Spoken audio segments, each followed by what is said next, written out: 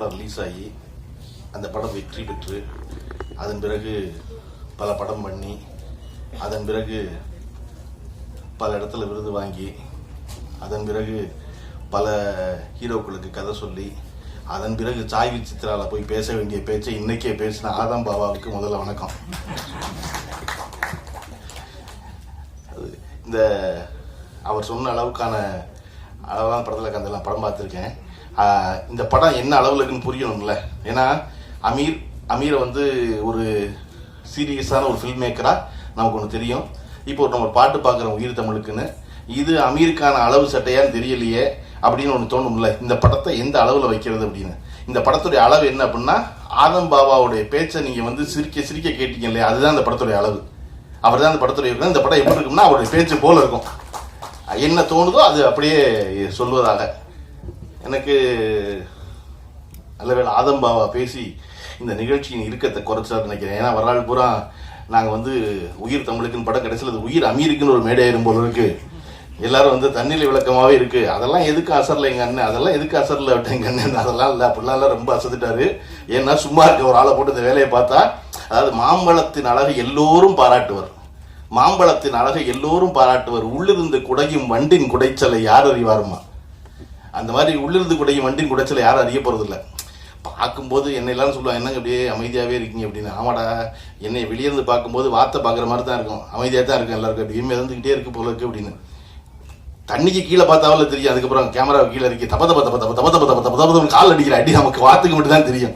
அந்த மாதிரி அதெல்லாம் நடக்கத்தான் செய்யும். இது ஒன்றும் செய்ய முடியாது. எனக்கு வந்து அமீர் அவர்களை வந்து ஒரு நீண்ட காலம் இருந்து நான் வந்து 15 வருஷம், நான் அவர் சொல்கிற மாதிரி 40 வருஷம் இல்லை. எனக்கு தெரிஞ்சதுக்கான முதல் காரணம், எனக்கு அமீரின் மேல் பெரிய ஈர்ப்பு ஏற்பட்டதற்கு காரணம், நான் கல்லூரி முடித்து உதவி இயக்குனராக வந்து சேர்ந்த காலகட்டத்தில் 98 ஒரு 2002 அந்த ஒரு 5-6 வருஷம் இருக்கு இல்லையா, அந்த காலகட்டத்தில் தமிழ் சினிமாவில் ஒரு இஸ்லாமிய பெயர் வருவதே ஆச்சரியம். எல்லா இஸ்லாமியர்கள் அதிகமாக இருந்திருக்காங்களா தான் சினிமாவில் இருந்திருக்காங்க. ஆனால் அதில் கிட்டத்தட்ட 95 விழுக்காடு பேர் ஏதோ ஒரு பொது பேரில் இருக்கும் நினச்சிக்கிட்டு இஸ்லாம் அல்லாத பேரில் இருந்திருக்காங்க. நான் முதல்ல அமீர் பேர் தான் ரொம்ப நாள் கழித்து எம்ஏ காஜாவுக்கு அப்புறம் அமீர் நேரடியாக பார்க்குறேன். எனக்கு அது ரொம்ப பிடிச்சிருந்துச்சு. ஒருத்தர் தன் அடையாளத்தை மறக்காமல் அந்த பேர், எனக்கு வச்ச பேர் அமீர் சுல்தான் தான், நான் அந்த பேரோட தான் வருவேன் அப்படின்னு. ஏன்னா எனக்கு நான் படம் எடுக்கும் போது எல்லாரும் சொன்னாங்க, கருப்புள்ளியம்மன்கிற பேர் கொஞ்சம் பழைய பேராக தெரியுது, வயசான ஆளாக தெரியுது அப்படின்னாங்க. நான் சொன்னேன், இதை விட பழைய பேர் மணிரத்னம். மணி ரொம்ப பழசு, ரத்னம் அதை விட பழசு. எடுத்த படம் தான் பேரை முடிவு பண்ண போகுது. நான் நல்ல படம் எடுத்தா என் பேர் நல்ல பேர் ஆகும், நல்ல படம் எடுக்கலைன்னா என் பேர் நல்ல பேர் இருக்காது. அதனால பேர் மாத்திரம் வச்சுக்காதீங்க. 35 வயசுக்கு அப்புறம் இன்னொரு பேர் கேட்டலாம் திரும்ப முடியாது இனிமே. அதனால எந்த பேரே வச்சுக்கலாம் தயாரி பண்ண சொல்லித்தான் என் பெயரோட வந்தேன். அப்படி தன் பெயரோட வந்ததுனால அமீர் எனக்கு வந்து ரொம்ப பிடிக்கும். இன்னொன்று எனக்கு ரொம்ப அமீர்கிட்ட பிடிச்சது, எந்த நேரம் எந்த காலம் எதுவாக இருந்தாலும் நீங்கள் அமீருக்கு ஒரு தொலைபேசியில் கொஞ்சம் கேவலம் ஒரு குரலில் பேசுனீங்கன்னா அடுத்த அரை மணி நேரத்தில் நீங்கள் இருக்க இடத்துல வந்து நிற்பார். என்னவோ ஒரு தேவையில் பேசுகிறான், அவன் என்னன்னு தெரியல, அவன் சொல்லலை அதை. ஆனால் அவன் எதையோ ஒன்று வேண்டான், ஏதோ ஒன்று விரும்புகிறான். நம்ம பக்கத்தில் போயிருந்தால் நல்லா இருக்கும் அப்படின்னு நினச்சி வருவது இருக்கு இல்லையா, அது நான் அவர்கிட்ட கற்றுக்கிட்ட போனோம். நான் இன்றைக்கும் ராத்திரி 12 மணிக்கு 2 மணிக்கு யாரோ ஒருத்தர் ஃபோன் பண்ணி குரல் லேசாக உடஞ்சிச்சுன்னா பரவாயில்லன்னு எந்திரிச்சு உடனே அவரை பார்க்க போயிடுறேன். ஏன்னா மனித மனம் மிக மிக எளிமையானது, அதே சமயம் அந்த மனம் அவ்வளவு சிக்கலானதும் கூட. அப்போ அந்த சிக்கலான மனம் எப்போ எளிமையானதாக மாறுகிறது எனில், இந்த சிக்கலுக்கு நான் உன்னோடு நிற்கிறேன் என்று இன்னொருவன் வந்து நிற்கும் பொழுது அந்த சிக்கலான மனம் எளிமையானதே ஆகிவிடுகிறது. அப்படி மாபெரும் சிக்கல்களை மிக எளிமையாக்குவதற்கான வழியை நான் அமீரிடம் கற்றுக்கொண்டேன். அதை நான் செய்கிறேன். எனக்கு அதை அவற்றை ரொம்ப பிடிச்சிருந்த ஒரு விஷயம். நான் இந்த மேடையில் ஜனநாதன் இருந்திருந்தா ரொம்ப நிறைவடைஞ்சிருக்குன்னு நினைக்கிறேன். எஸ்பி ஜனநாதன். காரணம் நானும் அமீரும் ஜனநாதனும் எந்த நோக்கமும் இல்லாமல் பயணப்பட்டவங்க, எந்த தேவையும் இல்லாமல். வாழ்வு எப்பொழுது அழகாக மாறுகிறது, எவர் உங்களிடம் எதையும் எதிர்பார்க்காமல் இருக்கிறாரோ அவரோடும், எவரிடத்தில் உங்களுக்கு எந்த எதிர்பார்ப்பும் இல்லையோ அவரோடும் இருக்கும் பொழுது அந்த வாழ்வு மிக அழகானதாக மாறுகிறது. எனக்கும் ஜனநாதனுக்கும் அமீருக்கும் எப்பொழுதும் எந்த எதிர்பார்ப்பும் இருந்ததில்லை, எந்த வேலையிலையும். அதாவது பொதுவாக 3 டேரக்டர் சேர்ந்து என்ன செய்வான், 3 பேர் சேர்ந்து ஒரு படம் பண்ணணும், ஒரு ப்ரொடக்ஷன் கம்பெனி ஆரம்பிக்கணும், நீ நடிங்கணும், நான் எடுக்கிறேங்கணும், அப்படி எதுவுமே இல்லாமல் சம்பந்தம் இல்லாமல் நாங்கள் எங்கெல்லாம் போயிருக்கோம் அப்படி யோசிச்சு பார்த்தா தெற்கு வடக்கா எந்த தொடர்பும் இல்லாமல் சுற்றியிருக்கோம். முதல்ல கீழடியில் அகழ்வாராய்ச்சி பண்ணி கீழடி என்ற விஷயம் வந்து உலகத்துக்கு தெரியாமல் இருந்து அப்போ தான் ஆரம்பித்த பொழுது நானும் ஜனாவும் அமீர் கிளம்பி கீழடிக்கு போனோம். கீழடிக்கு போய் நாங்கள் ஒன்றும் பண்ண போகிறதில்ல, அங்கே சும்மா அமர்நாத்தை போய் பார்த்தோம், இப்படி ஒரு விஷயம் நடந்திருக்குங்கிறது எதுக்குன்னு தெரியாது, சும்மா போய் அதில் தெரிஞ்சுக்கோமேன்னு போனோம். அங்கேருந்து ஒரு நாள் வந்து ஜன்னாதன் திடீர்னு வாங்கப்பா வேலூர் போவோம் அப்படின்னாரு. போவோம் அப்படின்னா. ஏன் வேலூருக்கு நானும் கேட்கல, யாரை பார்க்க போகிறோம் அமீரும் கேட்கல. அடுத்த நாள் காலையில் ஜனா வண்டி எடுத்துகிட்டு வந்தார். வண்டி எடுத்துகிட்டு வந்ததுக்கப்புறம் தான் தெரியும் எல்லாமே சேர்ந்து அற்புதமாக ஃபோன் பண்ணாங்க, அதனால பேரறிவாளனை பார்க்க போகிறோம் அப்படின்னு. வேலூர் சிறைச்சாலையில் போய் பேரறிவாளோட ஒரு 3 மணி நேரம் பேசிக்கிறதுக்கு நாள் இருக்குல்ல. எனக்கு இன்னைக்கு நல்லா பசிவாங்க அவருக்கு. பேரறிவாளன் எதிர்பார்க்கல நாங்கள் வரணும்னு. நாங்கள் பேரறிவாளனை போய் பார்த்ததுனால அவருடைய விடுதலையை ஒன்று வேகப்படுத்திடல, ஆனால் ஒருத்தரை பார்க்க போகணும்னு தோணுச்சு, வாங்க போகணும். அப்படி தான் கனடா போனோம். கனடா போய் நாங்கள் ஓடிக்கிறோமா சும்மா தெரிஞ்சது இருக்குல்ல, அப்படி இருந்த ஒரு காலகட்டம். கனடாவிலிருந்து பேரறிவாளர் கீழடியிலிருந்து எந்த நோக்கமும் இல்லாமல் ஊர் சுற்றிட்டு இருந்தது. இந்த காலகட்டத்தில் அவர் வந்து இப்படி ஒரு படம் என்பது எனக்கோ ஜனநாதனுக்கோ ஒப்பானதாக இல்லை. எது உயிர் தமிழுங்கிற படம். இந்த இடத்துல நம்ம என்ன சொல்லணும்னா, நான் வந்து எதையோட யோசிச்சு பார்த்துக்கிறேன் அப்படின்னா, ரஜினிகாந்த் வந்து ஒரு நட்சத்திரமாக இருந்து, அதாவது நடிகராக பெயர் பெற்று நட்சத்திரமாக மாறி சூப்பர் ஸ்டாரை தொட்ட இடம். தொட்டுக்கிட்டு இருக்கும் பொழுது பஞ்சர் நாசலம் அவர்கள் வந்து ஒரு கதை சொல்கிறார். பஞ்சர் கதை சொன்னப்போ அப்போல்லாம் என்னென்னா ரெகுலராக ரைட்டு நம்ம வேலை நம்பிக்கை உள்ள ஒருத்தர் கதை சொல்கிறாரு. அந்த கம்பெனி படம் பண்ணுற முடிவு பண்ணியாச்சு. ஒரு வரி கதை கேட்டுக்க போகிறோம், போய் பாங்குறோம் சாயந்தரம், அவ்வளோதாங்க இருந்த காலகட்டம் நடிகர்கள். அப்படி இருந்த பொழுது சரி நடிக்கிறேன்னு சொல்லியாச்சு ரஜினிகாந்த். படம் ஆரம்பிச்சாச்சு. படம் ஆரம்பிச்சு ஒரு 5-6 நாள் படப்பிடிப்பு முடிஞ்சோன்னு ரஜினிகாந்துக்கு தெரியுது, ஆகா நம்மளை வச்சு செய்கிறாங்க, இது வேலைக்கு ஆகாது இந்த படம் அப்படின்ட்டு. ஆனால் அது யார்கிட்ட சொல்கிறது? பஞ்சன் தான் நடிக்க சொல்லியிருக்காரு. அவருடைய தயாரிப்பு பஞ்சனை கூப்பிட்டு, இது வந்து ஒன்றும் தேடுற மாதிரி தெரியல, இது எனக்கான படமாக இல்லை அப்படின்னோடனே பஞ்சன் வந்து ஏன் அப்படின்னு, இல்லை என்னையை வச்சு இதெல்லாம் எடுத்துக்கிட்டு இருக்கீங்க, இந்த படம் தம்பிக்கு இந்த ஊர், என்னையை வச்சு இந்த படமெல்லாம் இப்படிலாம் எடுத்துக்கிட்டு இருக்கீங்க, மாட்டு வாழை தூக்கி நான் மணி பார்க்குறேன், சாணி வச்சு ராட்டி தட்டுறேன், நீங்கள் ஏதோ காதல் கதை, நீங்கள் மாதவி இருக்காங்க, நீங்கள் அப்பா சண்டே, நீங்கள் அதெல்லாம் ஒன்றும் பெருசாக நிற்கிற மாதிரி தெரியல, நான் தாங்குவேனா இதுக்கெல்லாம் அப்படின்னோடனே பஞ்சனை சொன்னார் ரஜினி, எல்லா ஹீரோவுக்கும் 2 சண்டை வைக்கிறோம், அதிகபட்சம் 3 சண்டை, நீங்கள் ஆக்ஷன் ஹீரோங்கிறாலும் உனக்கு 5 சண்டை வைக்கிறோம். இப்போவே 5 சண்டை 1984 இப்போவே 5 சண்டைனா அடுத்த 5 வருஷம் கழிச்சு எத்தனை சண்டை போடுவேன் நீ? 14 ரீலுக்கு 14 சண்டையா? அதனால காமெடி பண்ணு, அதான் நீ தில்லுமுள்ளலாம் பண்ணல அப்புறம் என்ன அப்படின்னு. இல்லை அது வந்து அமோல் பிள்ளைக்கு நடிச்சு ஏற்கனவே ஹிந்தியில் சக்ஸஸ்ஃபுல்லாக ஓடினது, சாருக்காக பாலச்சந்திரன் சாருக்காக பண்ணது, இது அதுவாகவும் இல்லை இதுவாகவும் இல்லை, ஒரே குழப்பமாக இருக்கே அப்படின்னோடனே சரி இந்த படம் ஓடல, என்ன பிரச்சனை ஆகணும், என்ன பிரச்சனை எனக்கு ஒன்றும் ஆகாது அப்படின்னா ரஜினி.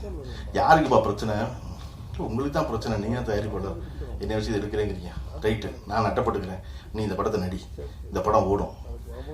ஆனால் இந்த படத்துக்கு அப்புறம் உன்னுடைய கடைசி படம்னு ஒன்று இருக்கும்ல, அது வரைக்கும் உன்னால் காமெடியை விடவே முடியாது, நீ 15 நிமிஷம் காமெடி பண்ணிட்டு தான் அடுத்த வேலை செய்ய வர மாதிரி ஆகிடும், அதனால நீ இதை நடி அப்படின்னு பஞ்சநாசனுடைய கட்டாயத்தின் பேரில் ரஜினிகாந்த் நடித்த படம் தான் தம்பிக்கு இந்த ஊர். அது பஞ்சர் நாசலம் என்கிற கதாசிரியர் என்கிற இயக்குனர் என்ன நம்பினாரோ அது அப்படியே திரையில் நடந்தது. அதுவரையும் ரஜினிகாந்த் அப்படி ஒரு காமெடி பண்ணி ஸ்லாப்ஸ்டிக் காமெடி பண்ணி பார்த்ததில்லை. இன்னைக்கு வரையும் காமெடியின் மாறலாம், இல்லாமல் போகலாம், ஆனால் ரஜினிகாந்த் 15 நிமிஷம் காமெடி பண்ணி தான் வர்றாரு. அப்போ ரஜினிகாந்த் என்பவர் பஞ்சர் நாசலம் மேல் வைத்திருந்த நம்பிக்கை, பஞ்சாசனத்துக்கு ரஜினிகாந்தை பற்றி இருந்த புரிதல், அதுதான் அந்த படத்துக்கு காரணம் அமையுது. இந்த உயிர் தமிழுக்கு அமைந்த காரணம் ஆதம் பாபாவுக்கு தான் நன்றி சொல்லணும். அவர் தான் முதல்ல இருந்து இல்லை இதுதான் அளவு சட்டை, இது போதும், நீங்கள் சீரியஸாக பண்ணுறதுல அப்புறம் போய் பண்ணிக்கோங்க உங்கள் படத்தில், இதில் வேண்டாம், இது இவ்வளவு போதும் சொல்லுவது இருக்கு இல்லையா, அது வந்து எப்பொழுதும் எல்லாராலும் ரசிக்கப்படும் வெகுஜனத்தால் அப்படின்னு நம்பினார் ஆதம் பாபா. ஆதம் பாபா தான் அந்த படத்தை விடாமல் நடத்தி கொண்டு வந்து சேர்த்தது. அதனால ஆதம் பாபா அதில் பாராட்டுக்குரியவர்.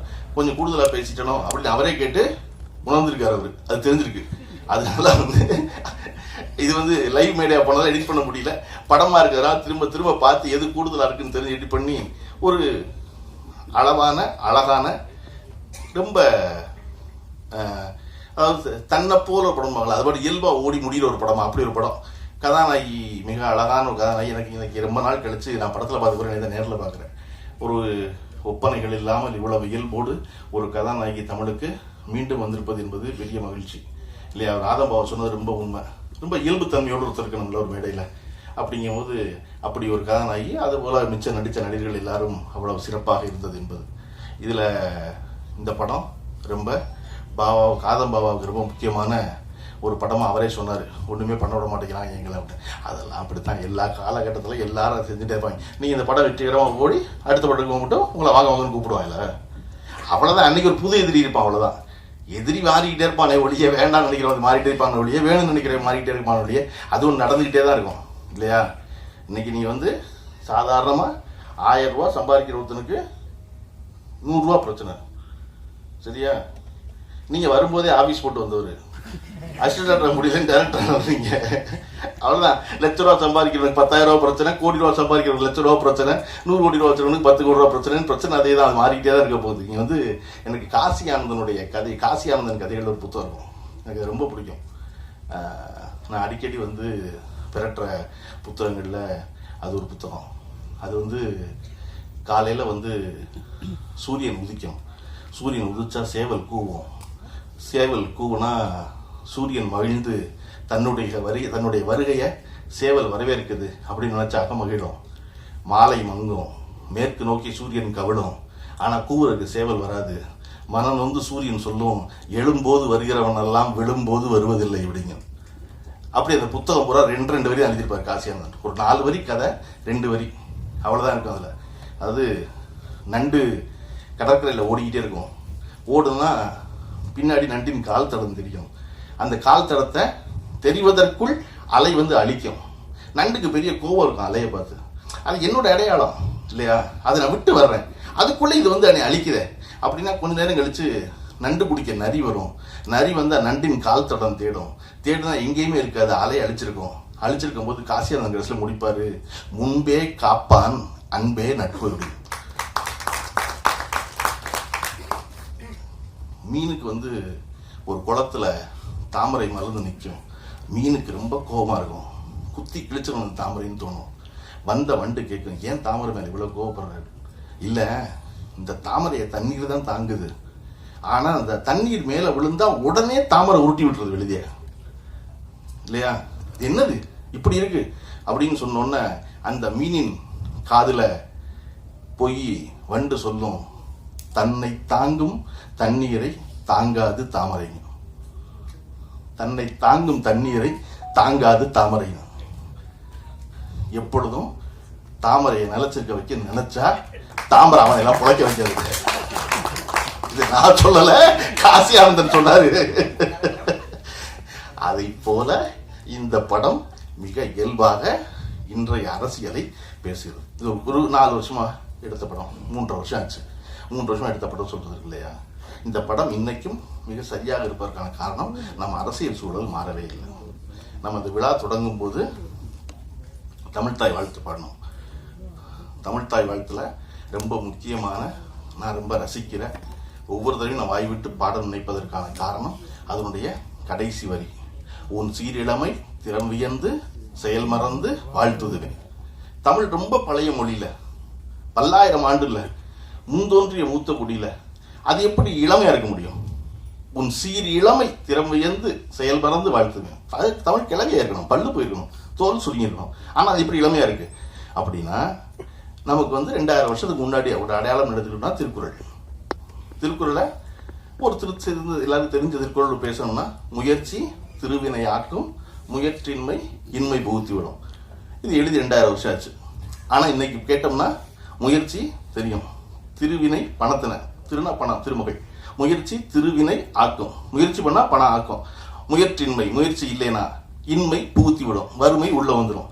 2000 வருஷத்துக்கு முன்னாடி வள்ளுவர் எழுதுனது இன்னைக்கு பழனிப்பனுக்கு புரிகிற மாதிரி நேரடியா பேச முடியல வள்ளுவனோட. அதனாலதான் அது உன் சீர் இளமை திறமையந்து செயல்பறந்து வாழ்த்துதுமே. எத்தனை வருஷம் ஆகலாம், அன்னைக்கு இருக்கிற இளமையா இருக்கிறோம், நீ கான்டாக்ட்ல இருப்ப, டச்ல இருப்ப, அவனுக்கு விளக்குற மாதிரி இருப்ப. அப்படி இந்த படம் 3 வருஷம் ஆயிருக்கலாம். ஆனா இந்த உயிர் தமிழுக்குங்கிற படம் இன்றைய அரசியலோட நேரடி கான்டாக்ட்ல உள்ள படம். அதனால ஆதம் பாபா நினைச்ச அவருடைய பெரு வெற்றியை இந்த படம் கொடுத்துடட்டும்.